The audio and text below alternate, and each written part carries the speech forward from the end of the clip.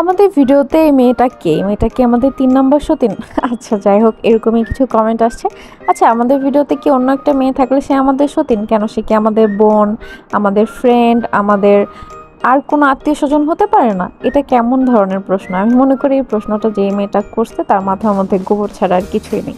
যাই হোক, তার জন্য দোয়া করি আল্লাহ তাকে বুদ্ধি দেক, সঠিক বুদ্ধি দেক, যাতে সে বুঝতে পারে। আর সবাইকে আমি বলছি যে আমি আমার হাজব্যান্ডকে কেন বিয়ে করেছি, তার মানে এটা না যে আমার হাজব্যান্ডের পাশে ওই যে অন্য অন্য মানুষের মতো কোনো বান্ধবী থাকলেও তাকে আমার হাজব্যান্ড প্রেম করে বিয়ে করে ফেলবে। ঠিক আছে, আমার হাজব্যান্ডকে আমি বিয়ে করাইছি। আর তোমরা যারা সেই ভিডিওটা এখনো দেখো নাই, অবশ্যই দেখে আসতে পারো, ইউটিউবে লেখা আছে কেন আমি আমার হাজব্যান্ডকে বিয়ে করাইছি। কারণ বারবার আমার এক কথা বলতে ভালো লাগে না, তখন তোমরা যারা পুরনো ভিউয়ার্স আছো তোমরাই বলবা যে আপু এক কথা বারবার কেন বলো। সো নতুন যারা দেখতেছো তারা কাইন্ডলি সেই ভিডিওটা দেখে আইসো যদি তোমাদের ইন্টারেস্ট থাকে যে কেন আমি আমার হাজব্যান্ডকে বিয়ে করাইছি। আর যদি ইন্টারেস্ট না থাকে ইগনোর করে চলে যাও, কেউ তোমাকে জোর করে নাই বা জোর করে ধরে বেঁধে আমাদের ভিডিও দেখাচ্ছে না, বা আমরাও কাউকে জোর করে দেখতে বলতেছি না। ভালো লাগে তুমি দেখবা, ভালো না লাগলে ইগনোর করবা, সিম্পল ব্যাপার। আর যারা তোমরা আমাদেরকে এত ভালোবাসো, প্রতিদিন ভিডিও দিতে একটু দেরি হলে কমেন্ট করো আগের ভিডিওতে যে আপু ভিডিও এখনো দিচ্ছ না কেন, আবার পেজে ইনবক্স করো আপু ভিডিও এখনো দিচ্ছ না কেন। সবার জন্য অনেক অনেক ভালোবাসা। তোমরা আমাদেরকে অনেক ভালোবাসা। আসলে ইদানিং কারেন্ট অনেক ডিস্টার্ব করতেছে, তার সাথে হচ্ছে 2 দিন যাবত আমাদের বাসায় ইন্টারনেটে একটু প্রবলেম হয়েছিল, যার জন্য হচ্ছে ভিডিও আপলোডে একটু দেরি হয়েছে। ইনশাল্লাহ ঠিক হয়ে যাবে। আবার দেখো, সবসময় তো রেগুলার থাকা যায় না, মাঝে মাঝে একটু প্রবলেম হয়, মাঝে মাঝে আবার এমনও হয় ভিডিও করা হয় না, কারণ আমি আঁখি দুইজনই যেহেতু একটু অসুস্থ, তার জন্য।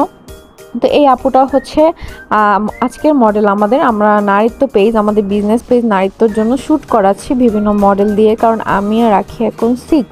এখন চাইলেও আমি আর রাখি আগের মতো শ্যুট করতে পারবো না শাড়ি পরে, আর সেটা করতেও চাচ্ছি না। সবার আগে হচ্ছে বাবু, তাই না? সবার আগে হচ্ছে বাবুর ভালো থাকা। সব বিজনেস, টাকা পয়সা, এটা সব কিছু না যে না অন্য মানুষের মতো আমার এখন শাড়ি পরে শ্যুট করতেই হবে, আমার জীবন বাঁচুক আর যা হোক, যা মন চায় তাই হয়ে যাক, না সেরকম আমার কাছে না।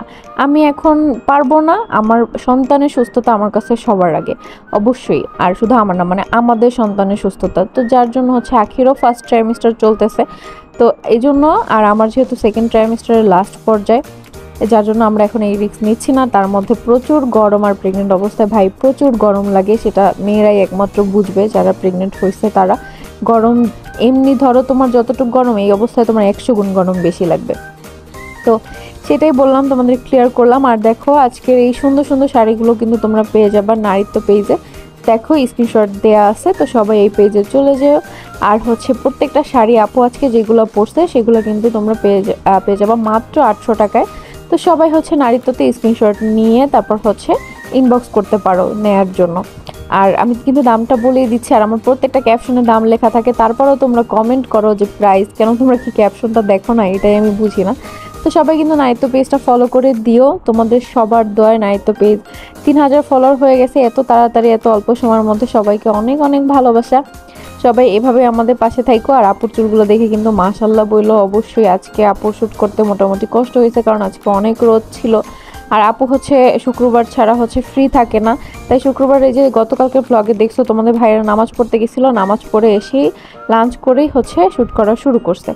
তারপরে এই যে গতকালকে আমি অলিভ অয়েল দিয়েছিলাম, তারপরে গতকালকের ভ্লগে তোমরা দেখছো যে আমি আজকে অলিভ অয়েল দিছি, তারপর শ্যাম্পু করছি।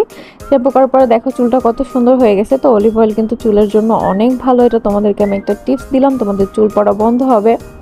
আর এরপর সন্ধ্যার পরে হচ্ছে আমরা ভেলপুরি খাবো, তো আম্মু এখানে সব কিছু রেডি করতেছে। তো ভেলপুরি কে কে পছন্দ করো অবশ্যই কমেন্ট করে জানাও যে কার কার ভেলপুরিগুলো দেখে মুখে পানি চলে আসছে। আর সিটি সেন্টারের সামনে এই ভেলপুরিটা কিন্তু অনেক মজা, যারা সাভারে আসো তারা তো খাইছো। আমার কাছে এটা খুবই ভালো লাগে, আমাদের বাসায় সবাই মোটামুটি পছন্দ করে। আজকে ভেলপুরিটা প্রচুর ঝাল ছিল। আর তারপর হচ্ছে রুটি নিয়ে আসছে তোমাদের ভাইয়া। আমি হচ্ছে রুটি কলা খুব পছন্দ করি। আর দইটা কিন্তু প্রেগনেন্ট আপু যারা আসছো তারা রেগুলার খাওয়ার চেষ্টা করবা, কারণ দই খেলে বেবির ওয়েটটা বাড়ে মাশাল্লাহ। তো আমরা কিন্তু রেগুলার দই খাওয়ার চেষ্টা করি, আমি আঁখি দুইজনই। তো তোমরাও চেষ্টা করবা হেলদি খাবার খাওয়ার। আমি কিন্তু মাত্র একটা ভেলপুরি খাইছি, কারণ এই ঝাল একটু অ্যাভয়েড করি। আর আঁখিকেও আমি বলি, ও তো শুরু তাই হচ্ছে অনেক কিছু ওকে বলে বলে করাই। আর দেখো আমাদের হচ্ছে দোতলায় যে ইসমাইল আছে, ইসমাইলের আম্মু আন্টি আমাদের জন্য কাঁঠাল পাঠাইছিল, সেটা ইসমাইল নিয়ে আসছে। তারপর এখানে রাতে রান্নাবান্না চলতেছে। দেখতে দেখতে আজকে ব্লগের শেষ পর্যায়ে চলে আসছি। সবাই ভালো থেকো, আল্লাহ হাফেজ।